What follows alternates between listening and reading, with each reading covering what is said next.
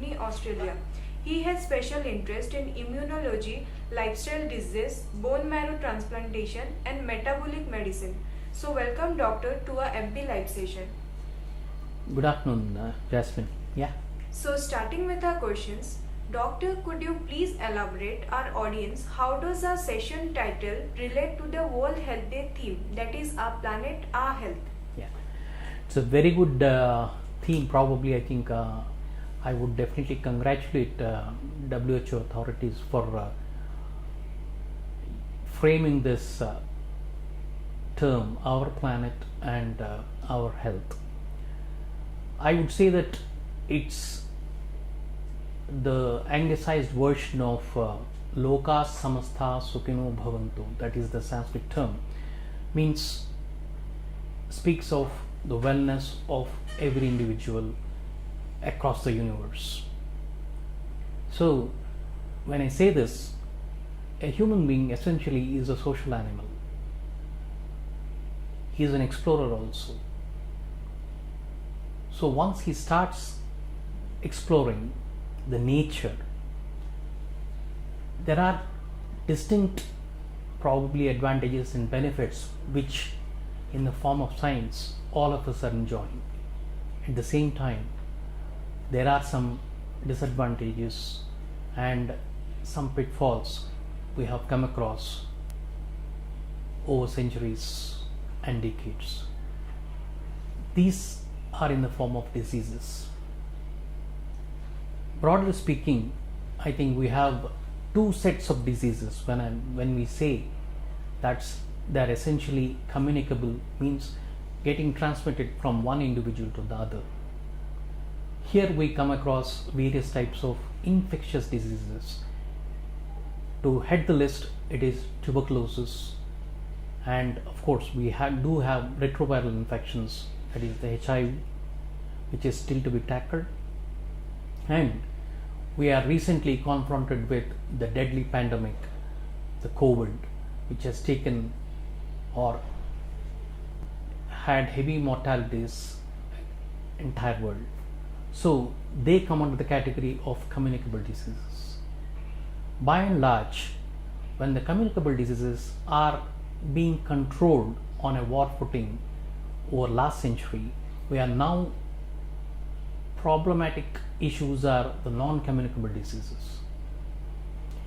Non-communicable diseases, again, we have the so-called lifestyle diseases. In this, we have a gamut of various diseases which are predominantly because of the change of the lifestyle over a century and a half. So it's important to know all these things and have a control and bow down to the nature rather than going against the tide. So what are the different causes of these so-called problems which has given rise to these many diseases? Yeah, this is again a very, very important question. Lifestyle diseases, as we start commenting, as I was mentioning, that the man or the human being is a social animal. In the process of exploring the nature, we have the 5 elements: earth, water, air and the space. He started exploring all the 4 or the 5 elements. There is pollution across. The earth is getting polluted, the water is getting polluted, air also is getting polluted, and not to spare, even now we have the space expeditions going on, and space always, and it is the vulnerable so-called area still to be explored, but yet we do come across getting areas of pollution even in the space in the form of the satellites dropping out, some space objects coming out. These are all the things which are caused because of the curiosity. In fact, the other way around is exploring tendency of the human being. So all these things have led to these problems. So, India being the diabetic capital of the world, for this to happen, how is diabetes labeled as a lifestyle disease? Yeah.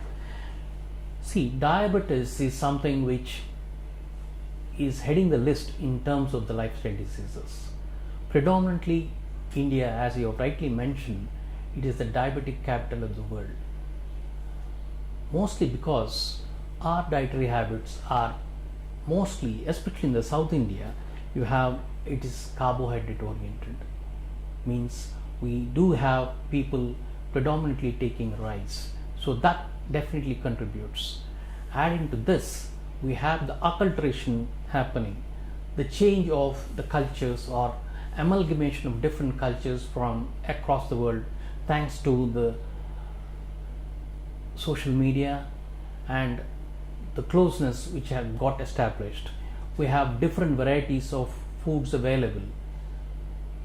Though they are important in the West because of the various climatic changes, they are grossly unsuitable in India. Take for example pizzas, which are the staple food in Italy, but in India they have high calorie, and people, apart from taking the rice, they are habituated to take this so-called junk food, which contributes to the high calorie intake, high cholesterol levels, and high blood sugar levels. So these are all the causes which ultimately result in blood sugars getting elevated, and it's extremely important to have a tab on that. So, what causes hypertension and what are its consequences? Also, what is dyslipidemia, which is also known as high cholesterol level? Yeah. Hypertension is, in the non-medical terms, is having elevated blood pressures more than the normal.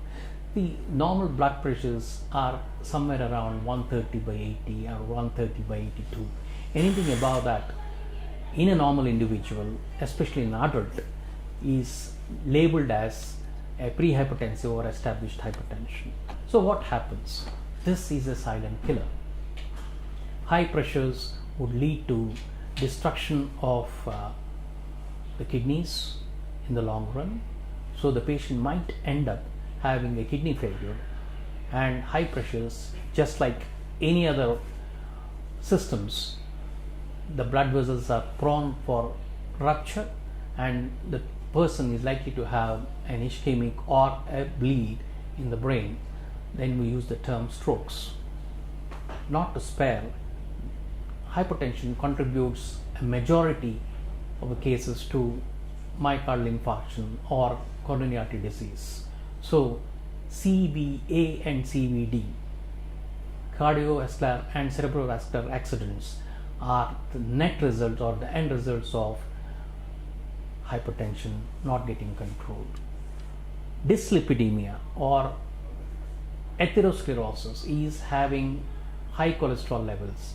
This happens mostly because of irregular dietary habits, intake of high calorie foods, especially the fatty items, and not exercising. See, earlier we used to have, as I was mentioning earlier,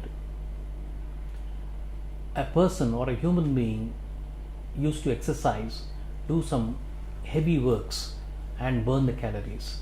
Things have changed. Now we are mostly onto the desk jobs.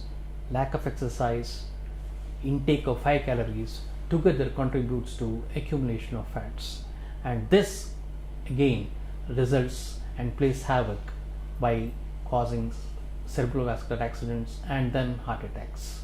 So this is the subset which is extremely important to control in this present decade or a century. So coming towards our next question, we see a lot of respiratory diseases popping out in the form of chronic bronchitis, asthma, which are also labeled as lifestyle diseases. So could you elaborate the reasons and the ways of controlling this? Yeah, again, this is the aftermath of the extreme degree of curiosity of the human being in trying to create something and going against the nature. We see earlier in the past, say around 18th or 19th century, we never used to have this number of automobiles. Now almost all the streets across the world is flooded with different types of automobiles. And look at the carbon and hydrocarbons mostly which are getting emanated, and this is a dangerous trend. This causes airway obstructions, the bronchi develop spasms, and you have the air pollution going to the maximum level. Our Indian capital Delhi, you have already seen in the media that there is extreme degree of air pollution. So the net result is again chronic obstructive pulmonary diseases, which is ranked as 5th major killer in the world by 2030. So it's again extremely important to control the so-called this lifestyle disease by on a war footing. Cirrhosis of liver or the liver diseases. Yeah. What is its relationship with the changing lifestyle? Yeah. Cirrhosis of the liver is the medical term which is applied when the liver gets shrunken for a variety of reasons. In the 21st century, the commonest cause for cirrhosis of the liver is excess of alcohol intake. Alcohol, all of us know, when it is taken in the moderate quantities or a minimal quantities, is a calorie booster. But anything excess is detrimental to the body. Then this acts mostly on the liver, and then the liver shrinks, it's not able to work anymore, and the patient goes into liver cell failure. Liver being a vital organ of the body, when it takes the brunt and the body suffers. So alcoholism, which has gone up by leaps and bounds, especially amongst the youth, has to be controlled. Otherwise we end up having mostly the cases of cirrhosis to the liver and contributing to the mortality. Osteoporosis or thinning of bones. What is its relationship with the changing lifestyle? Yeah, another impact of our so-called change of lifestyle. Earlier we used to go out in the sun, whether kids or adults, for their work. Now again the things have changed. In a tropical country, we are living in a totally different environment thanks to the air conditioners and air coolers. We are not exposed to sun, and especially the Asian population, they have a tendency, despite being the skin being dark, our tendency to synthesize or produce vitamin D is low. When there is an inherited tendency for the vitamin D levels to be low, living in AC environments and coolers is going to play havoc again, and youth, especially around 25-30, they end up having muscle pains because of the muscle weakness, and they end up having thinning of the bones prematurely. Normally this sets in around 45 to 50 because of the hormonal changes, but now because of these factors we are coming across at a much younger age. So this also has to be tackled. So we have come to know certain varieties of cancer, they also arise because in the change of lifestyle. So any comments on this, doctor? Yeah, as I was mentioning earlier, the air pollution, mostly because of the hydrocarbons, they are intensely carcinogenic. Lung cancers are, and smoking, because of the increasing use of tobacco in any form, also contributes to this type of certain type of cancers, especially the cancers of the lung. And we have certain varieties of cancers, especially the oral cancers from the buccal mucosa. These are also because of the reverse smoking, which is seen in certain section of people in India, and also around parts of Africa, we come across these type of cancers, mainly the oral cancers. And remotest part of Jammu and Kashmir, we do come across certain types of cancers because of the usage of so-called extreme degree of heat from the utensils. They use certain types of utensils to save the things from the cold. So the skin undergoes changes and we have certain types of cancers coming out. So again, lifestyle is playing a very, very important role in the form of high degree of tobacco consumption, which is to be avoided. So doctor, could you please elaborate on the neurodegenerative diseases? Yeah, 21st century is almost 22 years now. We have managed medically to increase the so-called lifespan. If you take on an average in India, the female is expected to live till 75, 76 and the male is around 72, 73. And the figures by 2040, we are supposed to head almost till the age of 80.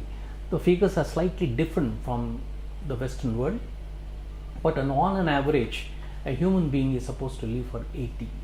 But what have we achieved? There is a lot to be done. I think we have increased the lifespan, but we have not bothered to decrease the morbidity. This is basically because we have not gone or stepped against controlling the aging factor. Aging factor is something which is natural, which should not be prevented. And the aftermath of prolonging the lifespan is felt in the form of neurodegenerative diseases. When I say this, I mean to say we have Parkinson's disease, Alzheimer's disease or dementia, loss of memory, mostly contributed because of the aging factor. The neurons or the cells, the brain and the nerves, they undergo a slow decay process and the natural dying process sets in. You have this process setting in and the patient suffers from loss of memory and gait disturbances and all these things. One of the important vitamins which contributes to the premature onset of Alzheimer's or Parkinson's is vitamin B12. So this has to be supplemented from probably age of 60, 65 or even much early in Indian population, mostly because this is an animal protein. This is more commonly seen amongst the vegetarians. So all these things again are an impact of the changing lifestyle patterns. The various psychiatric diseases which were not existing earlier but which have created havoc among the youth and also in the elderly population. So doctor, what are your comments on this? Yeah. Psychiatric problems, they existed earlier also, but for some reasons they have surfaced and new trends have started coming. Various psychiatric diseases like you have anxiety, generalized anxiety disorders, then depression, then we have mostly the cases of maniac or bipolar disorders, schizophrenias. All these things have been identified over a century, basically because the inability of the human being to tackle the stress. And this is more commonly seen in the younger generation, basically because they are not able to handle the stress in the proper way. Stress, yes, definitely is required because it is the triggering point for a person to accomplish a task or a goal. But the inability to handle it properly or an imbalance in handling would create a mental wreck, and he will not be able to achieve the necessary productivity. and this is what is the urgent need for the medical fraternity to address this situation in this century. So what are the steps of the management for these types of diseases? Yeah. The list of diseases is endless and it is growing, starting from the metabolic so-called diseases like diabetes, then we have hypertension, dyslipidemia, various types of cancers, osteoporotic changes, neurodegenerative, all these things are a part of lifestyle diseases. Mostly they are non-communicable. To identify this is the first step.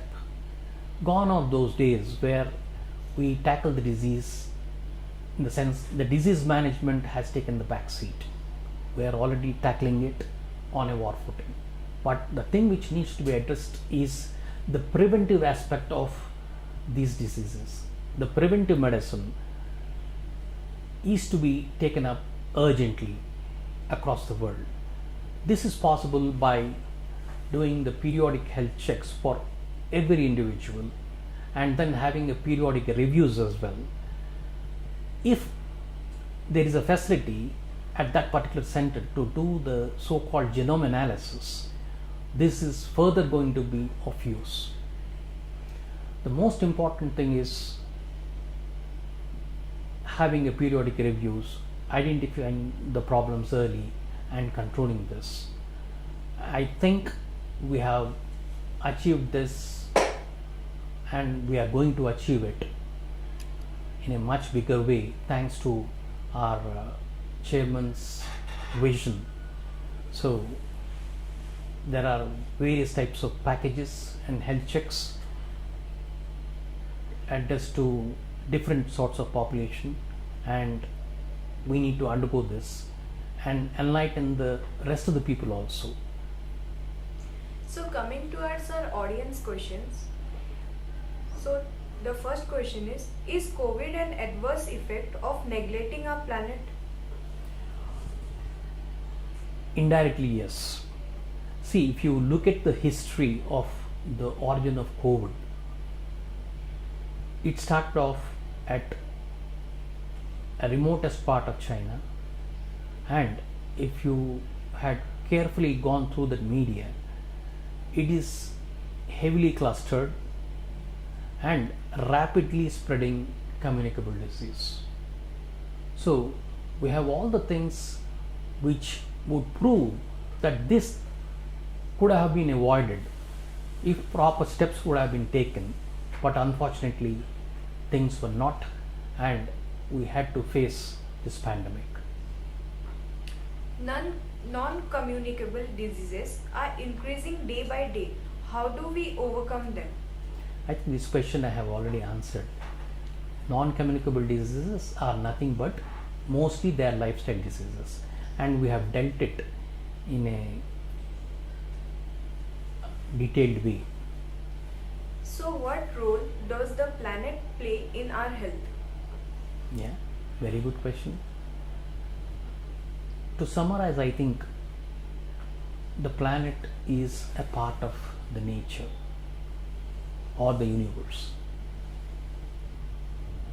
To have the curiosity to explore, that is the so-called, we use the word scientific basis, is good enough, but be cautious. Don't try to overreact and then go fast, because the aftermath would be disastrous. We need to, right now we have that control board, this pollution control board, and then so on and so forth. So these are all the things which could have been avoided. Go slow, go cautiously, go with the tide of the nature. Don't go against the tide of the nature. So how does healthy environment help in preventing diseases? Again, this question I think we have elaborated detailedly. Various types of environmental problems which crop up, like I was mentioning, chronic obstructive pulmonary disease, for example, is secondary to the air pollution. when I mentioned of the so-called exploration of the seas or oceans, that has led to what are known as tsunamis, and we have devastating issues.